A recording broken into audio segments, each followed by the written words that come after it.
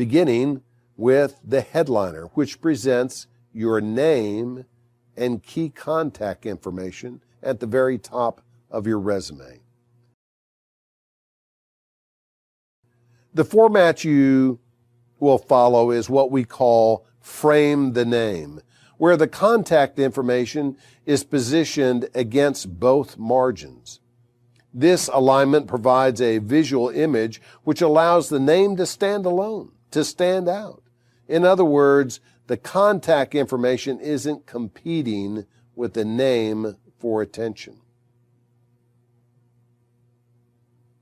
Your name should be at the top, centered on a single line, bold, a little larger font size. It should stand alone and stand out.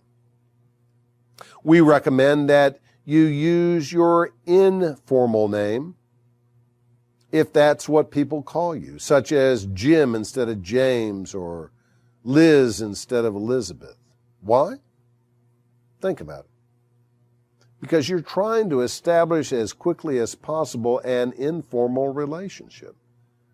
So if your formal name is Charles William Rockefeller IV, and you go by Chuck, put Chuck Rockefeller. But if you go by informal names such as Bubba, you might want to leave that to a little bit more formal name. Likewise, no need for initials or prefixes such as Mr. or Mrs. or Doctor, or suffixes like Junior, unless it is relevant, such as a relevant certification, CPA or CPM. Contact information. Typically 2 lines are all that is required. Don't overload contact information. Leave that for your business card. Resume should show just key contact information. So let's talk about what would go on the left, in the center, and on the right. On the left should be street address or post office box. Put your snail mail address on the left margin. You could use a post office box should you not want to reveal the street where you live. Center? Center tab should be your email address or your LinkedIn address. On the right side is your phones. The right tab to the right margin for your phone or phones labeled business and residence or office and home or mobile/cell. Usually the one on the top is the one most frequently called. And here's a hint. Leave a professional recorded message on your answering device. Best to do it daily. Never let a 24-hour period go without returning calls as well. Here's a simple example of how you might record something daily. This is John McDormand. Today is July 16th. I will be out of the office in the morning and back in the afternoon. Please leave your name and number and I will return your call. Something professional, simple, straightforward. Not too long because people hate waiting to leave a message. Next comes the marquee, which presents your focal point and a thumbnail sketch.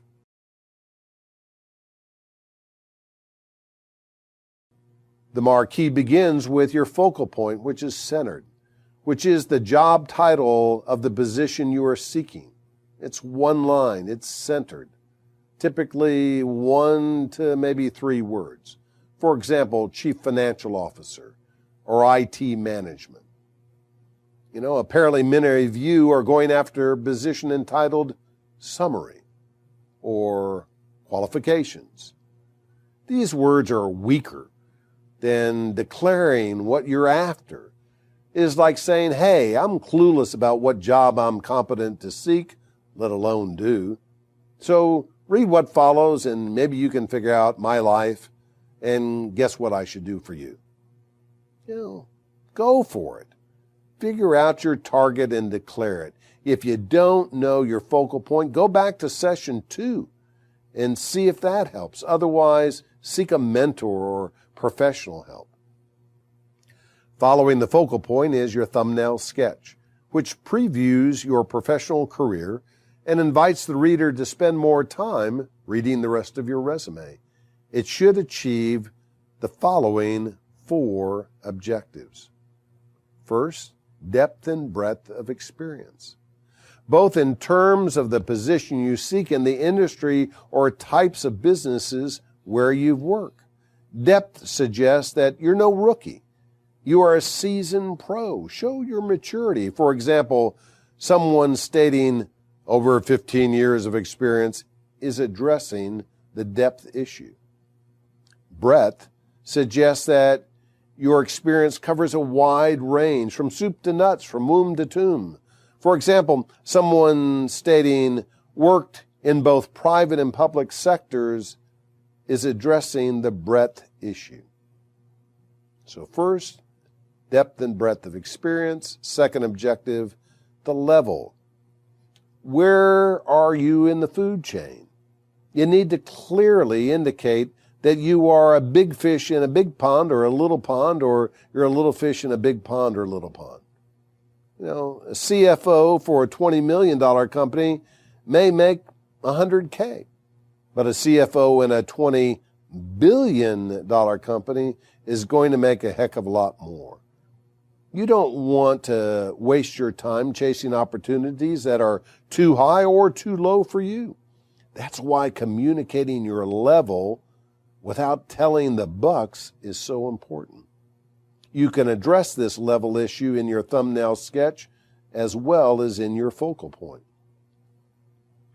The third objective is personality or management style.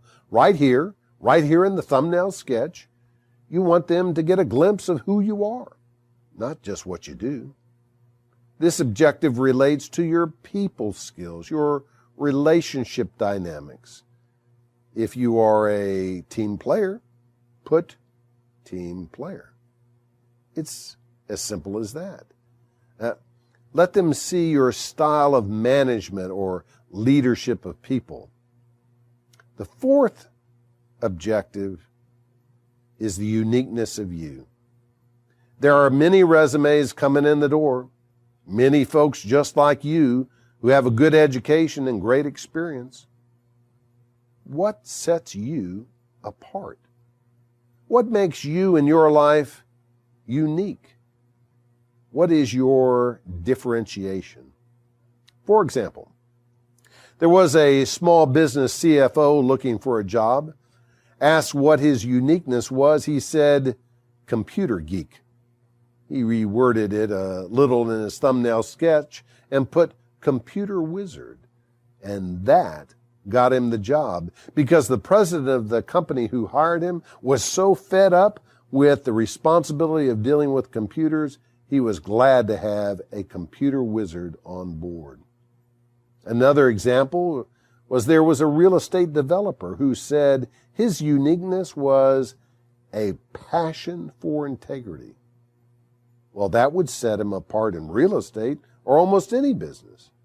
But the good news is that anyone who said they were interested in him would also value a person of integrity.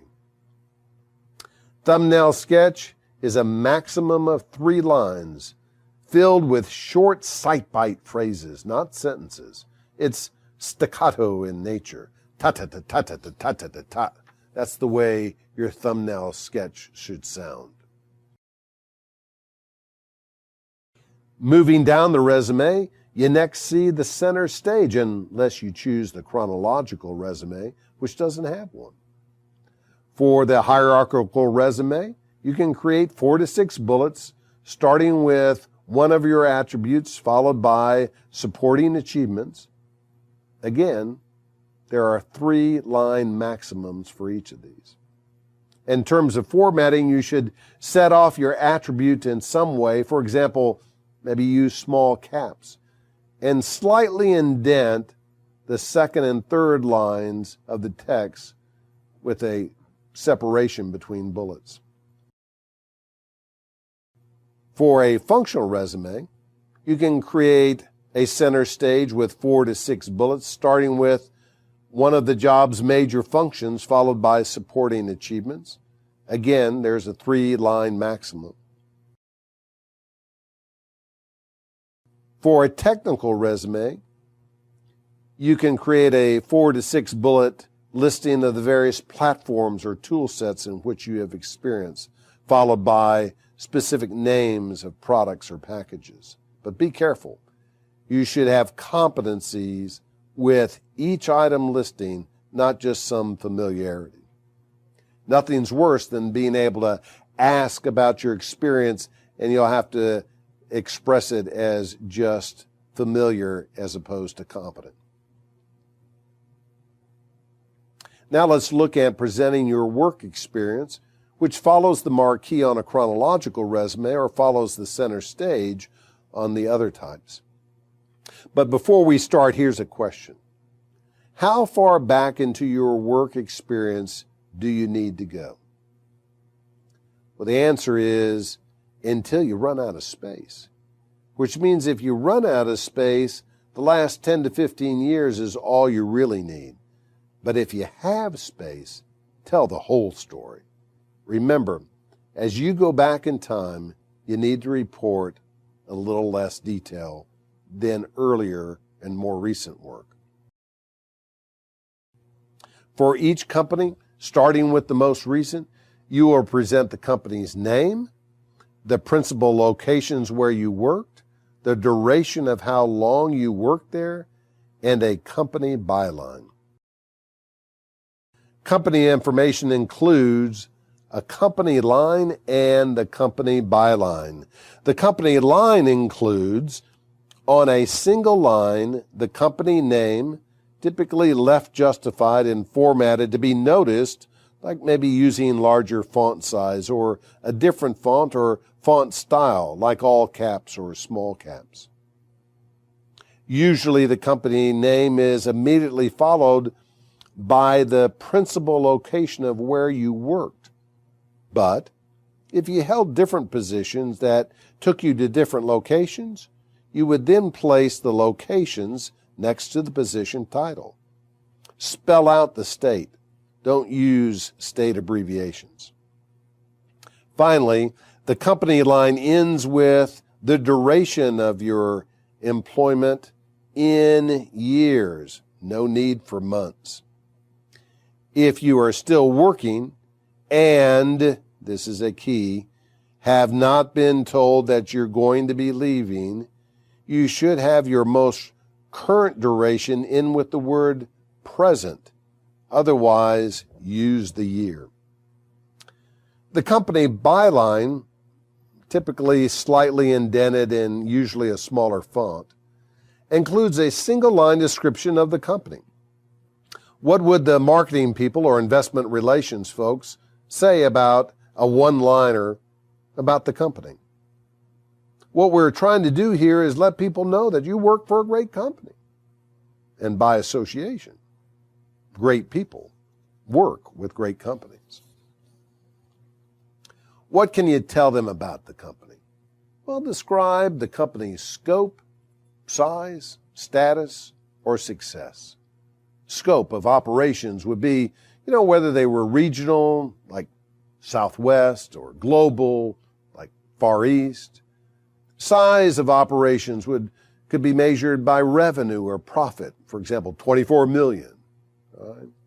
Or maybe number of employees, like 2,500, or number of offices or plants or locations. Status of operations is whether it's a startup or a high growth or an established. Success of operations would be a ranking or rating. Ranking would be third largest. Rating would be top 10. Next, let's look at how to present information about the positions you held, which includes your job title or a list of titles and a position byline. In most situations, you just show a single job title on a single line, again slightly indented with some line separation. But there are exceptional conditions. For example, if you had multiple jobs, list them from highest ranking to lowest ranking, not necessarily in chronological order. by listing multiple positions in this order implies normal progress to the top job. How about multiple jobs in multiple locations?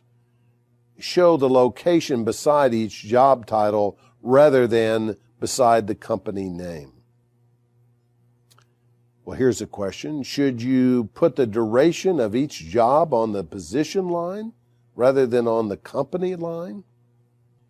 If each duration is 3 years or more, yes. But if only one is less than 3 years, then no. Achievements claimed during short durations are not given much credit. You might have inherited a great situation from your predecessor. By showing no dates on the position line, you get full credit. On the other hand, long durations with a single company are not viewed positively. By showing the dates on the position lines, it breaks up the long duration into shorter ones. Under each position line, you need a position byline, which describes what your roles and responsibilities were, basically a brief job description with some sense of scope and size of the job. If you are using the chronological resume style, you would follow the position byline with 2 to 5 bullets of your achievements while in that specific position. If you held multiple jobs that were significantly different, you may want to list one position line followed by its associated position byline, then list a second with a second, and so on. As you move further back into your work experience, you need to provide equal or preferably less detail in the position byline. Initially a maximum of 3 lines, then maybe 2, then 1. Finally, there are several items which may follow your work experience. These include your military experience, if applicable, your education and training, and your associations. Notice that military experience as well as education and training use the same formatting as work experience. If you served our country in the military, you should show the service branch, left justified, in which you served, for example, the U.S. Army Reserve, the principal location, and the date of discharge, right justified, all formatted similar to the company line. Slightly indented on the line below, you should show your highest rank, formatted similar to the position line. Likewise, for education and training, you should show the school you attended, location, and graduation date, all formatted similar to the company line, except you will only show the single year of graduation date. Slightly indented on the line below, you would show the degree you earned, spelled out like Bachelor of Science. Looks better than simply a BS degree. Formatted, again, similar to the position line. Now, many of you are concerned about revealing the truth about your graduation date. Make it real easy for hiring authorities to do the math, figure out just how old you are. You want them to know how mature you are. Why? Because you don't want to waste your time chasing an opportunity, getting your hopes up when they're going to eliminate you because of your age. You have to think clearly through this rationale.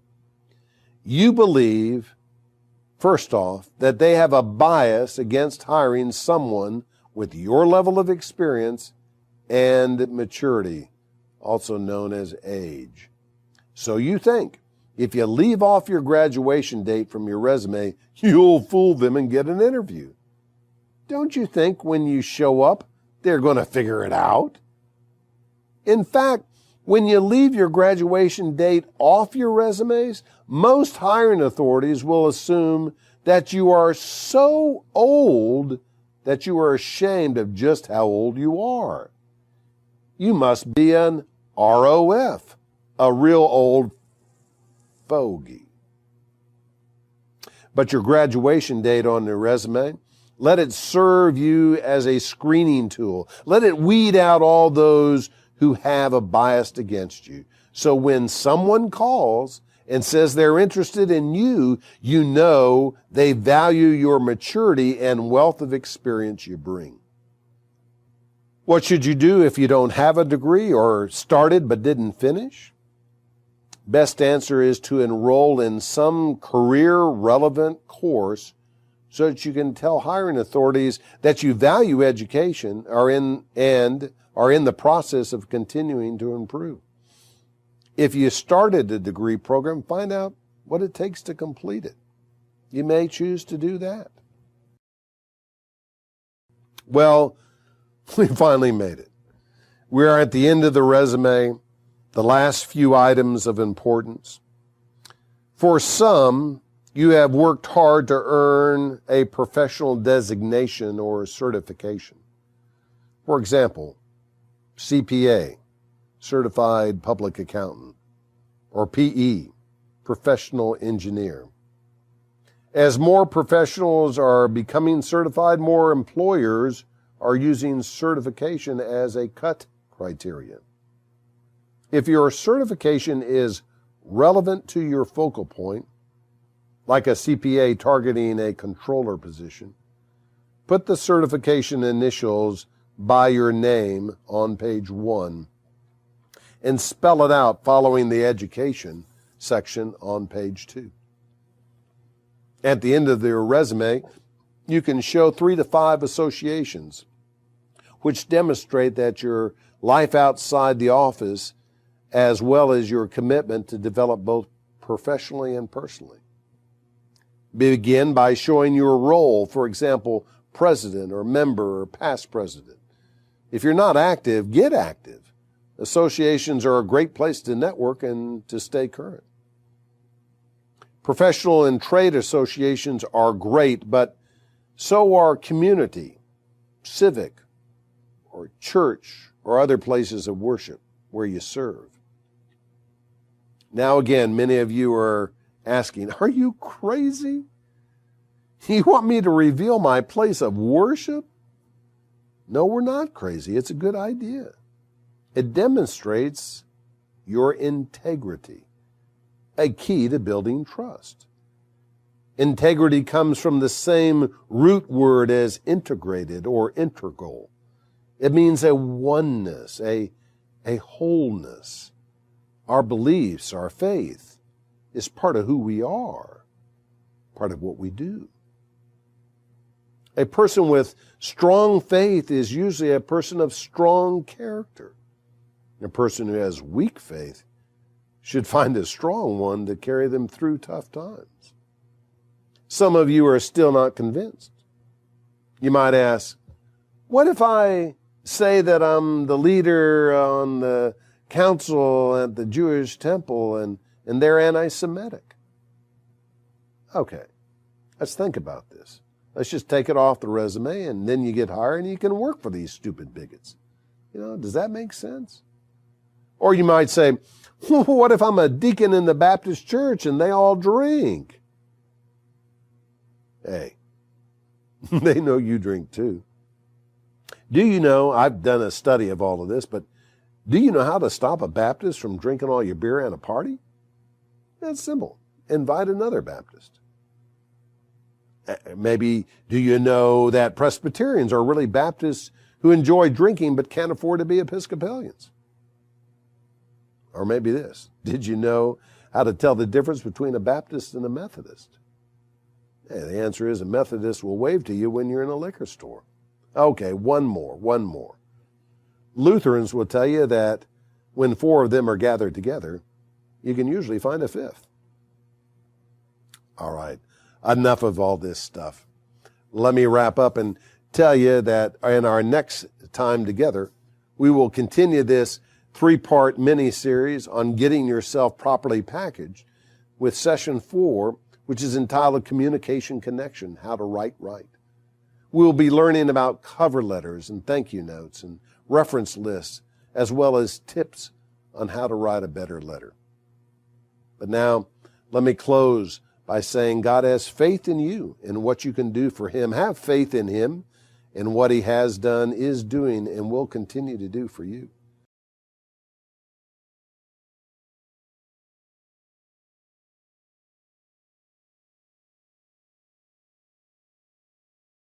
Let's go to Him in a final word of prayer. Gracious Heavenly Father, You have filled our lives with abundant living. It is so hard to pack our lives into 2 minutes or onto 2 pages. It is such a brief accounting. Your word tells us, however, that there is a book of life that simply records our name. If our name is there, we get the job of worshiping You in heaven after we have passed. There are some here who are listening to this tape that are not sure if they were to die, if their names would be in that book, if they would make it into heaven. Lord, my prayer for these who question is that You keep that question burning in their hearts and minds until they seek You and find the answer from Your living word. Now, blessed be all that listen. Godspeed in their search. In the name of the incarnate Word, Jesus Christ. Amen.